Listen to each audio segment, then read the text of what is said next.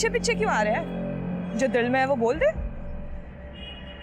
वो नहीं हमें मैं क्या लगा रखा है? दिखने में तो बड़ा बिंदास है, ऐसे में सिट्टी पिट्टी गुल। चल कोई ना, तू सोच ले तन्ने क्या बोलना है। मैं तब तक तन्ने तेरा ससुराल दिखा देती हूँ। मतलब और फोन घर में स्विच ऑफ हुआ तो क्या ममता का कत्ल घर में किया गया और उसके बाद उसकी बॉडी को वाहन में डंप किया गया? और बाकी थी सोनीपत पुलिस को मर्डर का तो कोई साइन नहीं मिला सर, ना ही चोरी और लूट का। इनफैक्ट तिजोरी से 7 लाख रुपए कैश भी बड़ा मिला। कमाता कौन कौन है घर में? सिर्फ रमेश। वो सोनीपत नगर पालिका के प्रॉपर्टी टैक्स डिपार्टमेंट में हेड क्लर्क था। हेड क्लर्क के घर में इतना सारा कैश, कहीं रिश्वत तो नहीं लेता? पता करो, कहीं ममता के मर्डर और बाकी सबके गायब होने का कनेक्शन इसका। रात को 10 बजे तो उनके घर की लाइट बंद हो जाती थी। वो खुद भी अनुशासन में रहते थे और अपने बीवी और बच्चों को भी रखने की कोशिश करते थे। वैसे रमेश भाई बहुत ही अच्छे इंसान थे, लेकिन उनका स्वभाव थोड़ा शक्की था। किस पर शक करते थे? अंदर की बात तो नहीं मालूम, लेकिन कभी कभार उनके घर आती थी तो। तेरे पापा को सब पता चल गया, इसलिए आजकल बवाल मचा रही। मालूम तो चलना ही था मम्मी, मन ने तो पहले ही बोला था। जीजी, आपको ज्यादा ना डरती पापा से? हमारी जिंदगी है और आपको ना लगता कि पापा को ज्यादा इंटरफेयर कर रहे? तेवर देखे पापा के, अब तो मम्मी पे भी शक करते हैं। अरे लता आंटी आप? अरे नेहा बेटा, वो मैंने गाजर का हलवा बनाया था तो सोचा आप लोगों को दे के आऊं।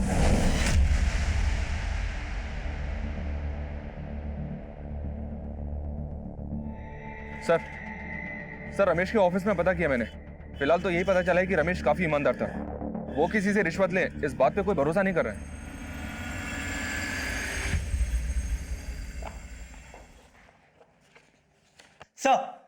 सर कांस्टेबल सोलंकी की वाइफ आई है। सर कल रात से सोलंकी जी से मेरी कोई बात नहीं हो पाई है। उनका फोन भी बंद आ रहा है। हमें लगा कि वो ड्यूटी पे होंगे। सोलंकी यहाँ से 11 बजे निकल चुका था। हम खुद हैरान है कि वो घर क्यों नहीं पहुंचा।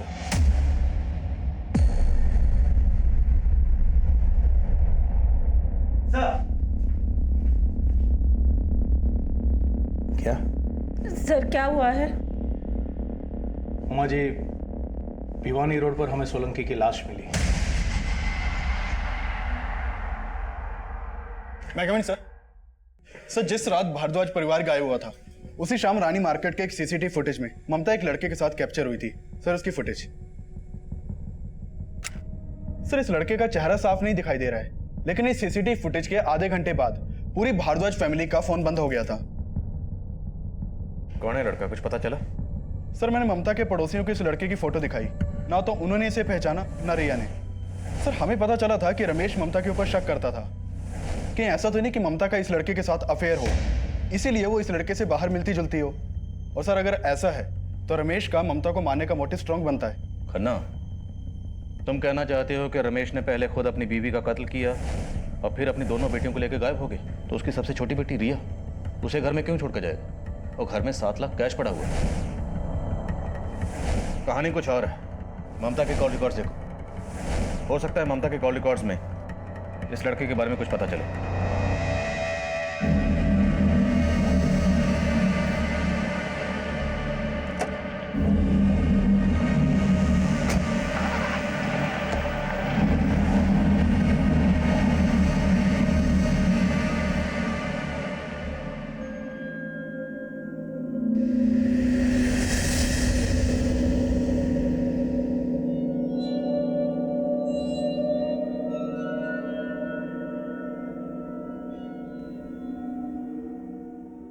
जी अम्मी, सलाम अलैकुम। जी अम्मी मैं ठीक हूँ। जी जी जी खा लिया। आपने दवाई ली? अम्मी प्लीज, आप दवाई ले लिए करें वक्त पे। जी जी हाँ वो मैं। अच्छा मैं एक फ़ोन आ रहा है, मैं आपको बाद में बात करता हूँ। अल्लाह हाफिज। बोलो शर्मा।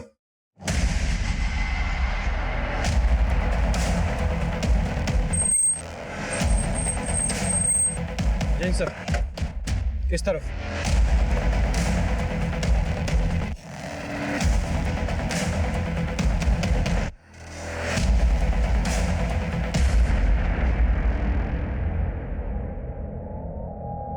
बॉडी काफी डिकम्पोज्ड है सर, लेकिन एक बात है, इसका गला भी ठीक वैसे ही रहता गया जैसे ममता का। सर ये देखिए, लगता है रमेश की लाश है। शर्मा, ममता की बॉडी हमें 4 दिन पहले गोहाना में मिली और गोहाना यहाँ से 15-16 किलोमीटर की दूरी पर है। और इस बॉडी की कंडीशन को देख के लग रहा है कि इसका कत्ल भी तभी हुआ जब ममता का। मतलब सर, हमें घुमाने के लिए बॉडीज अलग अलग जगह डंप की गई? एब्सोल्युटली। लेकिन सवाल ये है कि अगर ये बॉडी रमेश की है तो हमें मियाँ और बीवी दोनों की बॉडी से मिल गई, लेकिन इनकी बेटियाँ नेहा और सारिका वो कहाँ है?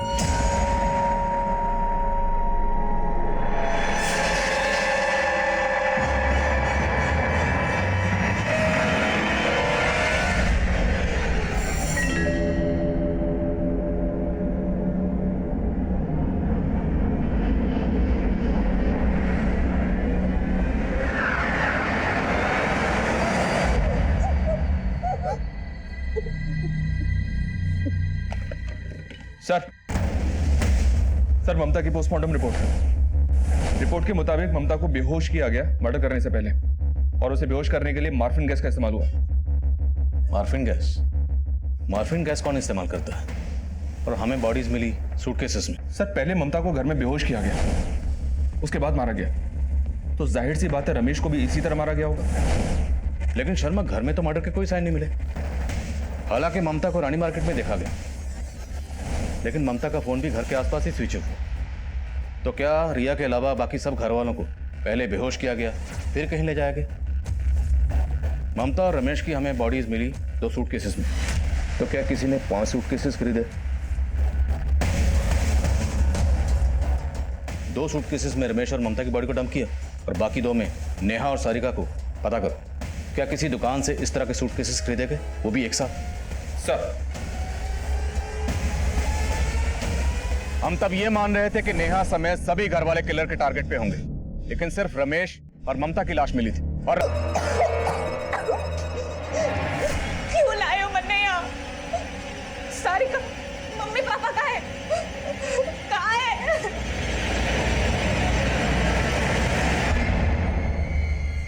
मन्ने ना खाना कुछ।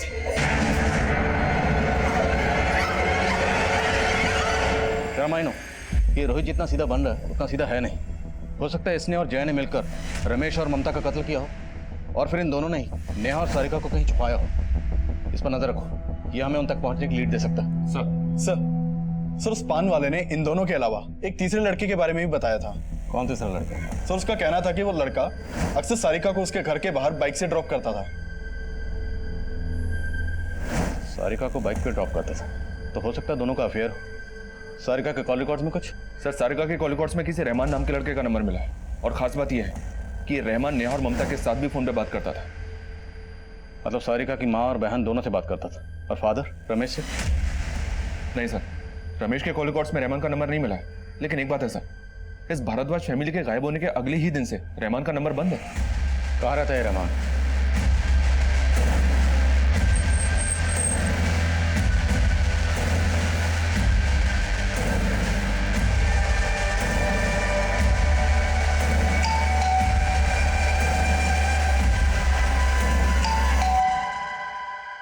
जी, रहमान यहीं रहता? मेरा बेटा है वो। क्या हुआ? कहाँ वो अपने दोस्तों के साथ उत्तराखंड गया है ट्रैकिंग के लिए। तो उसने अपना फोन क्यों बंद कर रखा है? फोन बंद नहीं रखा है साहब, वहाँ रेंज नहीं आती होगी। झूठ मत बोलिए, आप अच्छी तरह से जानती है वो कहाँ छुपा वो? बोला ना साहब, उत्तराखंड गया है। और आप ऐसा किससे बात कर रहे हैं? क्योंकि आपके बेटे रहमान ने सारिका और उसकी पूरी भारद्वाज फैमिली को गायब कर दिया। आप खुद गायब। कहाँ है वो? कौन सारिका, कौन भारद्वाज?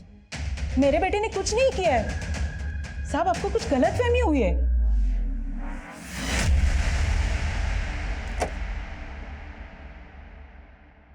कोई गलत काम? सर, रहमान के पड़ोसियों से पता चला कि कुछ दिन पहले रमेश रहमान के घर पे गया था, और वहां उसका रहमान और उसकी अम्मी फरीदा से काफी झगड़ा हुआ था। क्यों मिलता है मेरी बेटियों से? आज के बाद अगर मेरी बेटियों से मिला ना तो अच्छा नहीं होगा, बता दे रहा हूँ। पूजा, इन्हें स्केच आर्टिस्ट के साथ बिठाओ।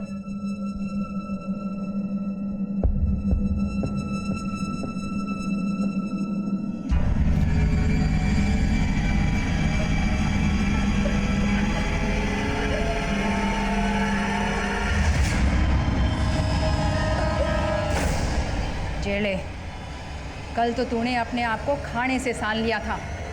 अरे आज तो कम से कम कुछ पेट में डाल ले। मुझसे ना खाया जाएगा ये फिक्का खाना। ओहो, तो महारानी को 56 भोग खाना है। देख, जो इस जंजाल से निकलना है ना, तो ये सात्विक खाना खाना पड़ेगा। कैसा जंजाल? क्या करने वाली है आप मेरे साथ?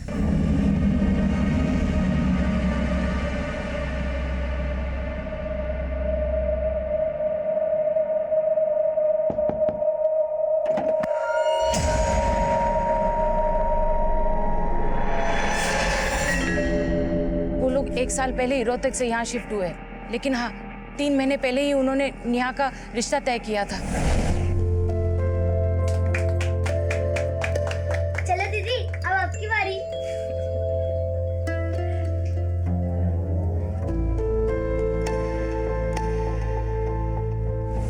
किस लड़के के साथ रिश्ता तय किया था? रमेश भाई का जूनियर है, उनके ऑफिस में काम करता है, शायद शेखर वशिष्ठ नाम है उसका। एक्चुअली सर रमेश सर मैंने काफ़ी पसंद करते थे। एक दिन उन्होंने मारे से बोला कि वो हमारे पेरेंट्स से मिलना चाह रहे थे। फिर जब वो हमारे पेरेंट्स से मिले तब मैंने पता चला कि वो नेहा की शादी मेरे से करना चाहते थे। सर इसी सिलसिले में उन्होंने हमें अपने घर पे भी इनवाइट किया था। पर हमें तो पता चला कि तुम्हारा और नेहा का रोका भी हो गया था। हाँ सर, लेकिन फिर बाद में हमें पता चला कि मारी और नेहा की कुंडली नहीं मिल रही सर, इसलिए बात आगे नहीं बढ़ी। ठीक है, थैंक यू। Ji sir. बिना कुंडली मिला ही बात रोके तक भी पहुंच गई। शर्मा जी, इस लड़के की उसके घर वालों की कुंडली निकाली।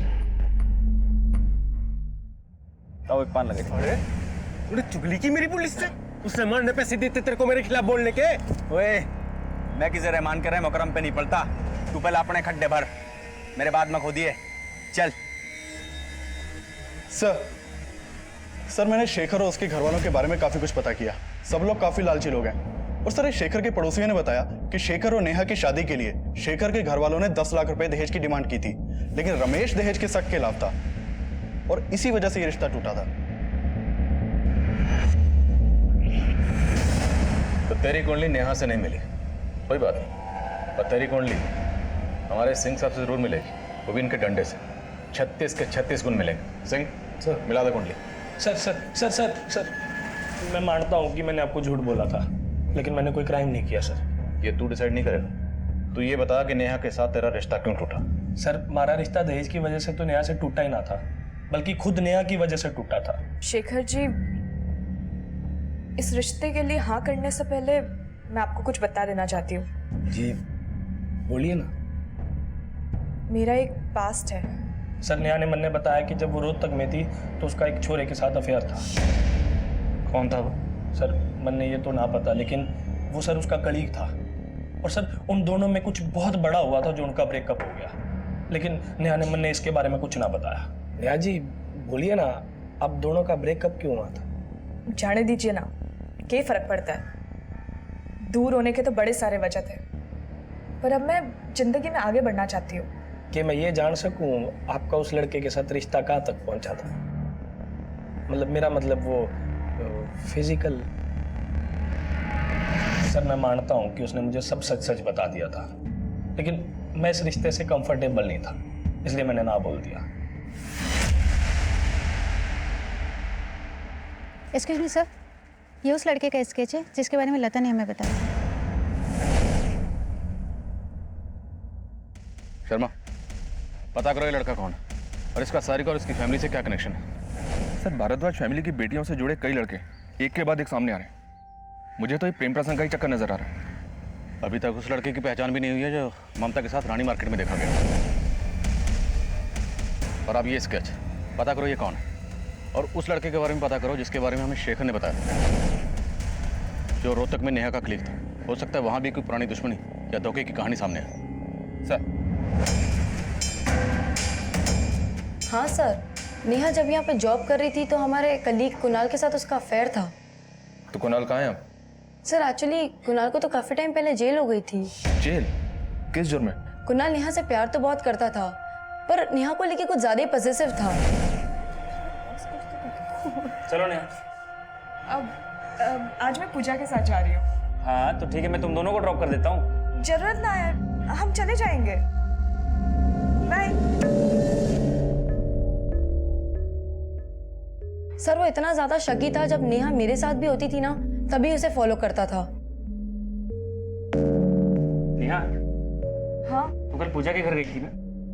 हाँ लेकिन तुम दोनों तो घर गए नहीं थे, ऑफिस के बाद मूवी गए थे। हाँ, पर तुम इतने सवाल जवाब। क्योंकि हमारी शादी होने वाली है और मुझे पता होना चाहिए कि मेरी होने वाली बीवी कहाँ है और क्या कर रही है। नेहा को एहसास होने लगा कि वो कुणाल के साथ एडजस्ट नहीं कर सकती है, इसीलिए उसने कुणाल के साथ ब्रेकअप कर लिया। तो वो और दुगना उसे परेशान करने लगा। नेहा, तुम मुझे इग्नोर क्यों कर रही हो? मैंने ऐसा क्या किया है? मैं तुमसे कुछ बात कर रहा हूँ। मन ने तुमसे कोई बात नहीं करनी, हाथ छोड़ो। तुम मेरी होने वाली बीवी हो, ये बात भूलना मत। हाथ छोड़ो, ये जबरदस्ती है। Help please, summon help. छोड़ो मन्ने। किसी में हिम्मत है हिम्मत? हेल्प चाहिए तुम्हें? कुणाल सब पे रौब चलाता था क्योंकि उसके फादर रोहतक पुलिस में इंस्पेक्टर है। लेकिन नेहा डरी नहीं, उसने फिर भी कंप्लेन फाइल कर दी। तब कुणाल को 3 साल की सजा सुनाई थी कोर्ट ने। उस हादसे के बाद नेहा की फैमिली सोनीपत शिफ्ट हो गई थी।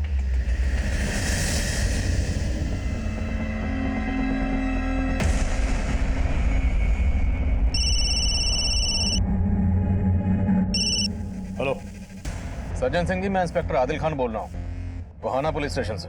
कोहाना पुलिस स्टेशन? आपसे मिलना है सिंह साहब। कहिए खान साहब, क्यों मिलना चाहते थे आप मुझसे? सिंह साहब, नेहा भारद्वाज को तो आप जानते ही होंगे। 16 दिसंबर से नेहा भारद्वाज और उसकी फैमिली गायब है और उसके माँ बाप की लाशें भी मिली। सीधा मुद्दे पे आइए खान साहब, आप कहना क्या चाहते हैं? अब आप खुद पुलिस वाले हैं, मुद्दा तो समझ ही गए होंगे। दरअसल हम उन लोगों से मिलने हैं जिनका नेहा और उसकी फैमिली को गायब करने या कत्ल करने के पीछे कोई मोटिव रहा। खान साहब, आप ये कहना चाहते हैं कि नेहा और उसके परिवार को मारने और गायब करने के पीछे मेरे पास भी कोई मोटिव है, क्योंकि नेहा और उसके बाप ने मेरे बेटे कुणाल को जेल भिजवा दिया था? ऐसा नहीं है क्या? गलत इंसान पर उंगली उठा रहे हैं खान साहब आप। एक बात ज़रूर साफ करना चाहूँगा, मेरे बेटे कुणाल से गलती हुई थी, लेकिन वो गलती बातचीत से सुलझाई जा सकती थी। कुणाल को ऐसा करने का कोई मौका नहीं दिया गया। पापा, मुझे यहाँ से बाहर निकालिए। मैंने यहाँ से माफी मांगने के लिए तैयार हूँ, आप उसे समझाइए ना प्लीज, मुझे यहाँ से निकालिए। इसे कमजोर मत बन बेटा, मैं हूं ना। मैंने यहाँ से एक बार फिर से बात करूंगा। मैंने अपने बेटे को भरोसा तो दिया, लेकिन मेरे हाथ बंधे हुए थे। खैर, जो हुआ सो हुआ। अब कुणाल वापस तो नहीं आ सकता। क्यों? उसकी जमानत नहीं हो रही? लगता है आप पूरा होमवर्क करके नहीं आए खान साहब।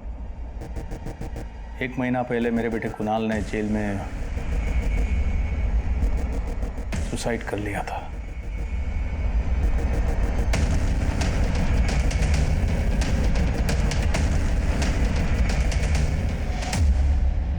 मैंने अपने बेटे कुणाल को हमेशा हमेशा के लिए खो दिया। रही बात नेहा और उसके परिवार वालों की, तो पिछले 1 साल से मैं उनके टच में नहीं हूं। आप आपकी ड्यूटी कर सकते हैं, लेकिन आपको कुछ मिलेगा नहीं।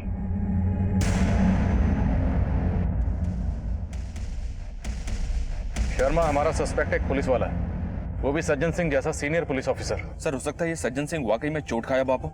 अपने खबरियों को तरीके से ब्रीफ करो। पुलिस वाला है, उसके खिलाफ इंफॉर्मेशन निकालना आसान नहीं होगा। और रोहतक में जहाँ नेहा और उसका परिवार रहता था वहां से ही पता करो, हो सकता है कोई एंगल सामने आए। बोलो खन्ना।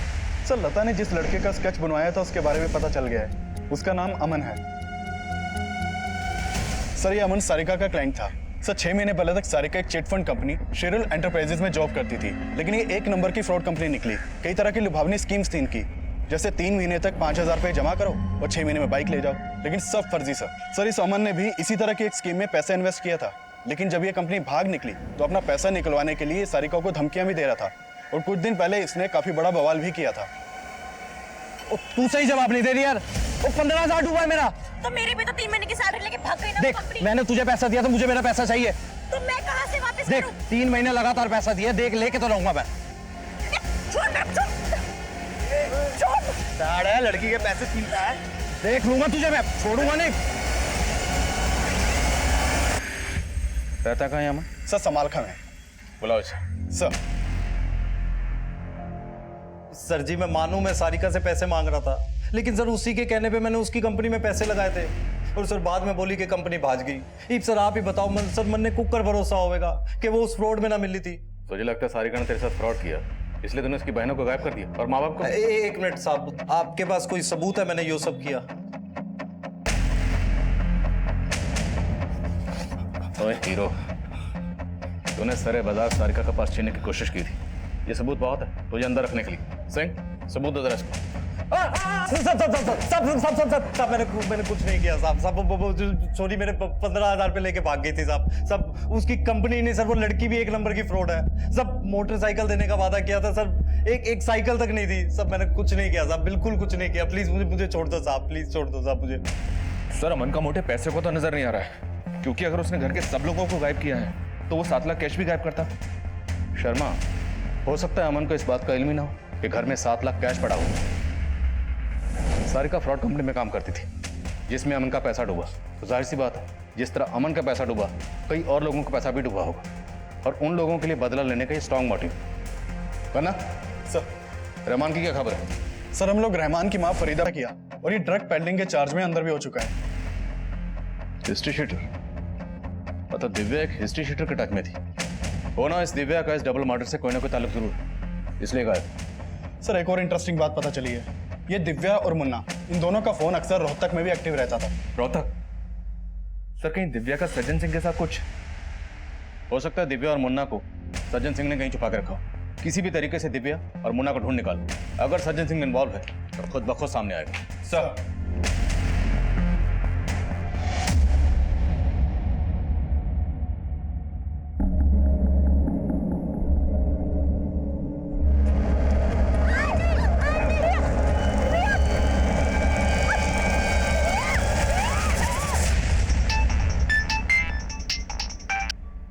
हेलो,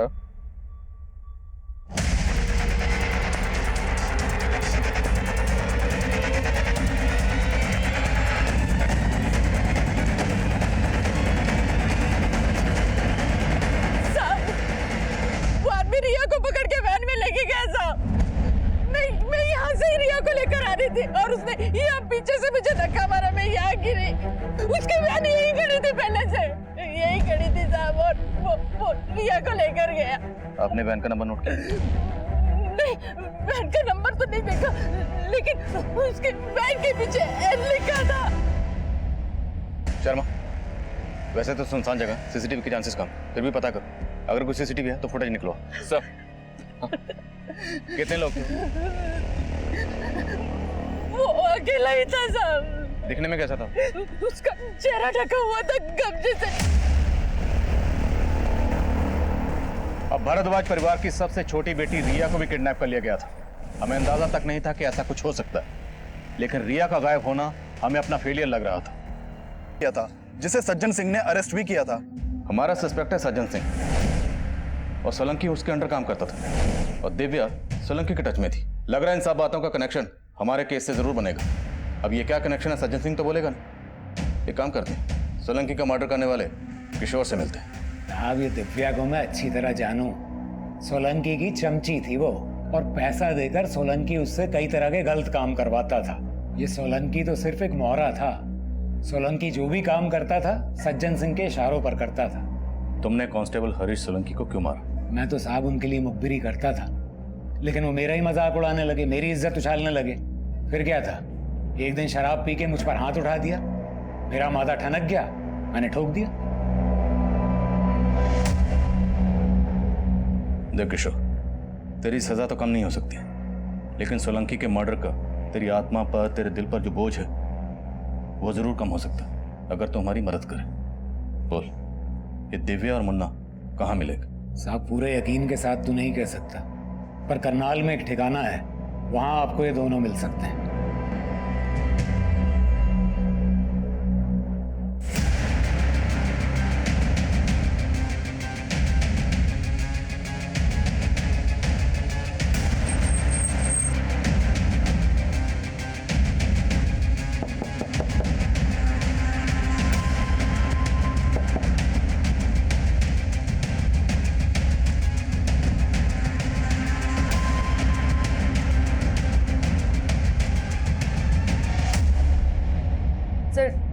सारिका के पेरेंट्स के मर्डर में और उसकी बहन नेहा का गायब होने में हमारा कोई हाथ नहीं है सर। तुम्हारा हाथ है या नहीं है किशोर सब बक चुका है। सर वो जो भी बोल रहा है सर झूठ बोल रहा है सर, हमने कुछ किया ही नहीं। ऐसा है, ये तो हम जानते हैं कि ये कांड तुमने और मुन्ना ने मिलकर किया, और वो भी सज्जन सिंह के कहने पर। अब हम सोच रहे हैं कि लड़की है, ऐसे ही बोल दे तो अच्छा है, या सेवा करें? बोलो। सर हमने कोई कांड नहीं किया है सर। अब पूजा सर बता दे सर, मैं मानती हूँ कि मुन्ना मेरे कहने पे सब कर रहा था, लेकिन सर सिर्फ नेहा को मारने की सुपारी दी थी सोलंकी ने। देख, जर्नलिस्ट बन के तू वैसे भी कहीं गलत तरीके से पैसा कमाती है। यो काम कर दे, 20 लाख मिलेंगे, 10 काम से पहले और 10 काम के बाद। पर तू इस लड़की को मरवाना क्यों चाहते हो? तो तू आम खा, गुठली से क्या मतलब? और देख, तेरे को इस काम के लिए इसलिए चुन रहा हूँ क्योंकि इस नेहा को ऐसे गायब करना है कि सबको लगे कि अपनी मर्जी से कहीं चली गई। सर नेहा को गायब करने के लिए मैं सारिका से दोस्ती बढ़ाने लगी थी सर। दोनों अपने फादर से बहुत फ्रस्ट्रेटेड रहती थी, दोनों बहुत कुछ करना चाहती थी, और सर मैंने उनके इसी सपने का फ़ायदा उठाकर उन्हें ट्रैप किया था सर। सारिका, तू कोई नई जॉब क्यों नहीं कर लेती? मैं तेरी हेल्प कर सकती हूँ, और नेहा जीजी की भी। मेरा प्लान था कि नेहा को जॉब के बहाने शहर के बाहर ले जाकर उसे गायब कर दूं, पर सर मैं कुछ करती उसके पहले ही सोलंकी का सर मर्डर हो गया। सर सोलंकी मर चुका था, मैं उसका काम करके फंसना नहीं चाहती थी सर। वो ऑलरेडी मुझे 10 लाख एडवांस दे चुका था, इसलिए मैं शांत हो गई। पर पता चला कि सर नेहा की तो पूरी फैमिली गायब हो गई है सर। इसमें हमारा कोई हाथ नहीं है सर, हमने कुछ नहीं किया। पर हो सकता है सर ये सब सज्जन सिंह ने करवाया हो, क्योंकि मुझे इस बात का हिंट है कि सोलंकी ने सज्जन सिंह के कहने पर ही मुझे सुपारी दी थी।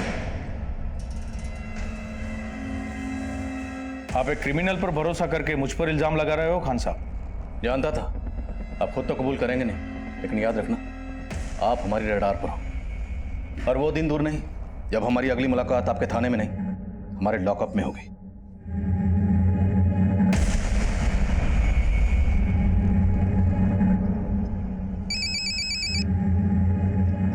बोलो खन्ना।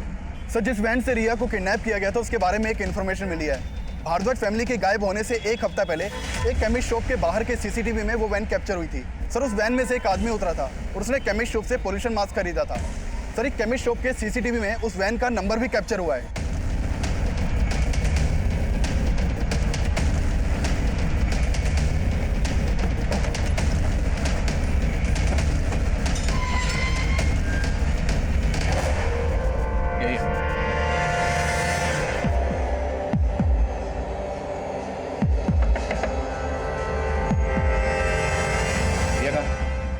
रिया कहाँ है?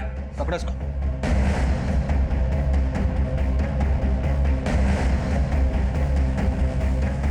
अंदर नहीं है सर। सर बाहर भी कोई नहीं मिला। ओए, रिया कहाँ? बोल रिया कहाँ? बोल नहीं सकता, लेके बताएगा। चल।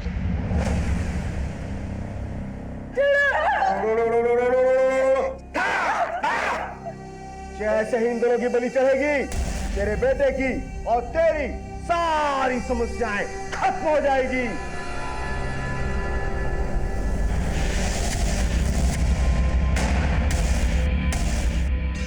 मैं बोल नहीं सकता, मेरा मौन व्रत है। मैं बोला तो मर जाऊंगा। बेटा तू नहीं बोलेगा ना, तब भी मरेगा।